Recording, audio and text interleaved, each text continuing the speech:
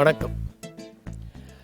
சில நேரங்களில் நமக்கு எது பிரச்சனையாக இருக்கோ அதுவே பின்னாடி ஒரு பெரிய தீர்வாக இருக்கலாம். நமக்கு எது குறைபாடாக இருக்கோ அதுவே பின்னொரு காலகட்டத்தில் மிகப்பெரிய ப்ளஸ் பாயிண்டாக இருக்கலாம். இன்றைக்கி எதை மைனஸ்ன்னு நினைக்கிறோமோ அதுவே நாளைக்கு மிகப்பெரிய பலமாக இருக்கலாம். இதை உணர்த்துகிற மாதிரி ஒரு திரைப்படத்தை பார்க்க நேர்ந்தது. அது ஒரு ஈரானிய திரைப்படம். மஜீதிங்கிற ஒரு திரைப்பட இயக்குனர். அவர் மிகச்சிறந்த படங்கள்லாம் எடுத்திருக்கிறார். இந்த திரைப்படத்தினுடைய பெயர் என்னன்னா சில்ட்ரன் ஆஃப் ஹெவன், சொர்க்கத்தின் குழந்தைகள் அப்படிங்கிறது தான். இதில் என்னென்னா ஒரு தேநீர் வேலை செஞ்சுக்கிட்டு இருக்கக்கூடிய ஒருத்தர், ரொம்ப வறுமையில் இருக்கக்கூடிய ஒரு மனிதன். அவன் ஈரானில் இருக்கான். அவனுக்கு ஒரு பையன், அடுத்தது ஒரு பெண், அப்புறம் ஒரு சின்ன கை குழந்தை. அவனுடைய மனைவிக்கு உடம்பு வேற சரியில்லை, படுத்துக்கிட்டு இருக்காங்க. இப்போ இந்த பையனும் இந்த பொண்ணும் ஸ்கூலில் படிக்கிறாங்க. இந்த பொண்ணு மார்னிங் ஷிஃப்டில் படிக்கிறது, பையன் ஆஃப்டர்நூன் ஷிஃப்டில் படிக்கிறான். இப்போ அந்த பொண்ணுக்கு அது ஸ்கூலுக்கு போயிட்டு போடுற ஷூ ஏதோ பழுதடைஞ்சிருச்சு. அதை சரி பண்ணி கொடுக்கணும். ஒரு காலகட்டத்தில் பார்த்தீங்கன்னா நிறைய இந்த மாதிரி நம்ம கொஞ்சம் செருப்பு கொஞ்சம் பிஞ்சிருந்தா கூட தச்செல்லாம் போடுவோம். மேத்தா செருப்புடன் ஒரு பேட்டியில் எழுதியிருப்பார், சமயத்தில் நீங்கள் பீந்து போய் எங்களுக்கு தொல்லை கொடுக்கிறீர்களே அப்படின்னு. அது வழியில் எங்களுக்காக காத்திருப்பவர் ஒருவருடைய பசியை ஆற்றுவதற்காக அப்படின்னு. நீங்கள் பயன்படாமல் போகிற போது உங்களை ஒதுக்கி விடுகிறோமே அப்படின்னா, அப்போது உங்களில் ஒதுங்கியவர்கள் என்னை உபயோகப்படுத்தி கொள்கிறார்கள் அப்படின்னு. அது மாதிரி இந்த செருப்பெல்லாம் ஒரு காலத்தில் நம்ம கொஞ்சம் இதாக இருந்துச்சுன்னா போய் தச்சுக்குவோம். இப்போல்லாம் நிறைய பேர் தைக்கிறது இல்லை. இப்போ நிறைய பேர் புதுசாக தான், ரேர் தான், ரொம்ப ரேரஸ்ட் ஆஃப் த ரேர் தான் இந்த செருப்பை தச்சு போடுறதுலாம். ஒரு காலத்தில் பணப்புழக்கம் ரொம்ப குறைவாக இருக்கும். அப்போ நாமளும் தச்சு போட்டுட்டு இருந்தோம். இப்போ இந்த குழந்தை என்ன பண்ணுது, ஷூக்கு இதாகி போச்சு. அண்ணன் போய் ஒரு கடையில் கொடுத்து அந்த ஷூவை ரிப்பேர் பண்ணிக்கிட்டு அதை எடுத்துகிட்டு வரான். வழியில் காய்கறி வாங்க வேண்டியிருக்கு. வெளியே வச்சுட்டு காய்கறி வாங்குறதுக்குள்ளே போகிறான்.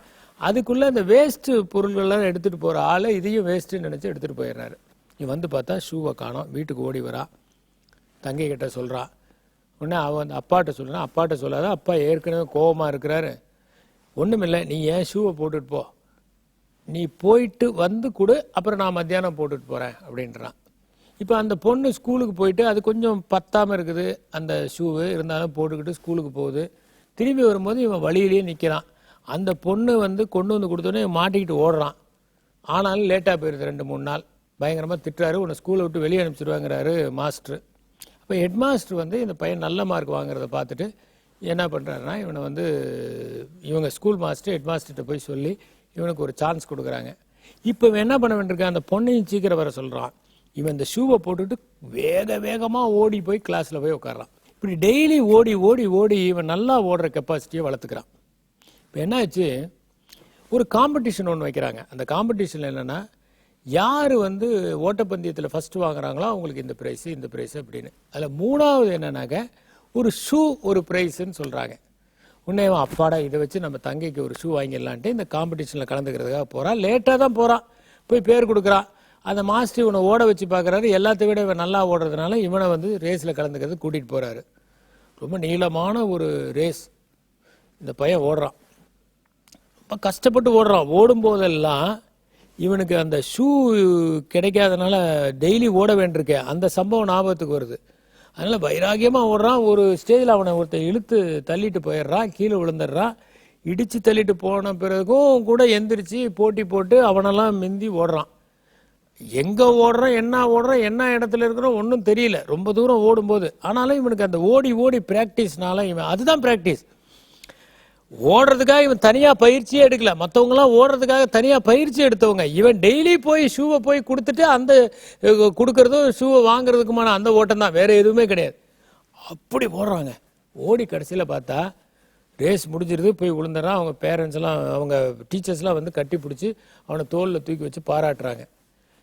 உடனே அவன் கேட்குறான், நான் 3வது வந்துட்டேனா, 3வது இடத்துக்கு வந்துட்டேனா. இல்லைப்பா நீ தான் முதலிடங்கிறாங்க. உடனே அவனுக்கு சொல்லுவா போச்சு, ஐயோ ஷூ கிடைக்காதே, நம்ம தங்கச்சிக்கு ஷூ கிடைக்காதே அப்படின்னு ரொம்ப நொந்து போய் வரான். அவன் தங்கச்சிட்டு சொல்லிட்டு போகிறான், நான் ரேஸில் எப்படியோ உனக்கு ஷூ வாங்கிட்டு வந்துடுவேன்னு. அப்படி சோகமாக உட்காடுறாங்க. ஆனால் அதுக்குள்ளே ஒரு சின்ன சீன் வருது. இல்லைன்னா அவங்க அப்பாவே பொண்ணுக்கு ஒரு ஷூவை பார்த்துக்கிட்டே இருப்பார். அவர் காசு ஒன்று அந்த ஷூவை வாங்கி அவர் சைக்கிளில் தள்ளிட்டு வர மாதிரி அந்த படம் முடிஞ்சிடும். ரொம்ப அருமையான ஒரு படம். அந்த வறுமைங்கிறது, இல்லாமைங்கிறது, ஒரு சராசரியான ஒரு குடும்பத்தில் நடக்கக்கூடிய எல்லா விதமான மன போராட்டங்களையும் மிக அழகாக சித்தரிக்கிற ஒரு திரைப்படம். ஆனால் இந்த திரைப்படத்தில் நான் என்ன பார்த்தேன்னா, அந்த பையனுக்கு மிகப்பெரிய பலவீனமே வந்து ஷூ ஒன்று இருக்குங்கிறது தான். அந்த ஷூவை அவன் தங்கச்சியோட ஷேர் பண்ணிக்கணுங்கிறது தான். ஒரு கட்டத்தில் பார்த்தா ஒரு வாய்க்காலில் இப்படி தாண்டும் போது அந்த ஷூ வந்து தண்ணியில் விழுந்து அடிச்சுட்டு போயிடும். ரொம்ப ஃப்ரான்டிக்காக அதை கஷ்டப்பட்டு அவ எடுப்பாள். ஆனால் அந்த மாதிரி டெய்லி போட்டுக்கிட்டு கிளாஸுக்கு கரெக்ட் டைமுக்கு ஓடுறது தான் அவனுக்கு ஒரு வெற்றியை பெற்று தந்தது. அது லைஃப்பில் வந்து நமக்கு எந்த விதமான சிக்கல்கள் வந்தாலும் இது ஏதோ ஒரு வகையில் நம்ம வாழ்க்கையின் வெற்றிக்கு தயார்படுத்துகிறத நம்ம நினைக்கணும்.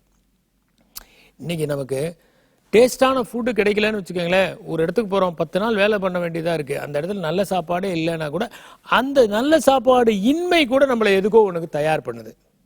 ஏதோ ஒரு வேள்விக்கு, ஒரு வெற்றிக்கு நம்மை தயார்படுத்துகிறது. எனவே எல்லா நெருக்கடிகளும் நம்மை நேர்படுத்துவதற்கே, எல்லா சிக்கல்களும் நம்மை சீர்படுத்துவதற்கே, எல்லா தடங்கல்களும் நமக்கு வெற்றியை அமைத்து கொடுப்பதற்காகவே என்று நினைத்தால் வாழ்க்கையில் எல்லா விதமான கடின சூழல்களையும் மீறி நாம் வெற்றி பெற முடியும். நன்றி, வணக்கம்.